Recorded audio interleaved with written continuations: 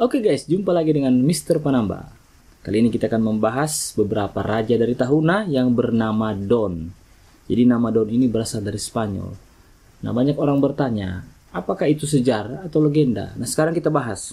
Yang pertama guys, yaitu Datu Ansa Awuwo atau Tateheboba. Nama baptisnya itu Don San Yuao. Pada tahun 1575, 1625, dia dibaptis dengan nama Don San Yuao. Kawin dengan Doroweli, anak raja Maka Ampo Bebengih dari kerajaan Tabukan. Pindah dari Kolongan dan menetap di Bukit Tahuna. Sekarang ada di atas itu wilayah Apeng Sembeka dan bisa juga diakses dari Bahena. Datu Ansa Awuwo kemudian dikenal dengan sebutan Raja Tateheboba atau yang membuat air laut menjadi kering atau surut. Jadi dalam peristiwa tersebut sebenarnya doa dari Ansa Awuwo, putra Menuwo Tateheboba atau dengan nama Don San Yuao ini bukan lautan kering, tapi daratan yang bertumbuh sehingga lautan itu menjadi surut dan bisa dihuni oleh masyarakat. Seperti itulah kira-kira logikanya. Yang ketiga, Raja Buntuang 1625-1667 dibaptis dengan nama Don Yuan Buntuang.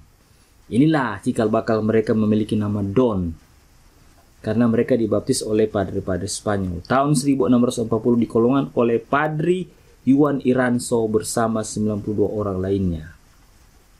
Setelah mengikuti pengajaran tentang agama Kristen oleh Bruder Francisco de Alcala, memerintah di Kolongan.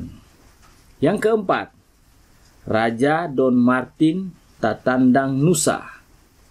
Don Martin Tatandang Nusa yang pada akhirnya disekolahkan di Universitas Santo Tomas di kota Intramuros, Manila. Universitas Santo Tomas adalah universitas tertua di Asia Tenggara yang berdiri pada abad ke-16. Jadi dua orang dari sang anak raja yang di sekolah yang saya tahu, yang satu itu Bata Santiago atau Don Sin Yugok. Nah, itu juga salah satu raja menganitu, raja ketiga yang menggunakan nama Don.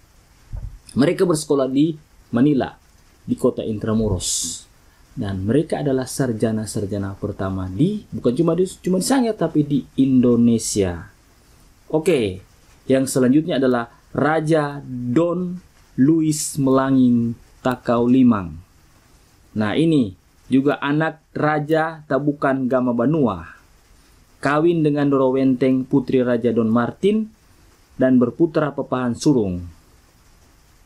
Semenjak Kerajaan Nusa Utara tunduk di bawah kekuasaan VOC karena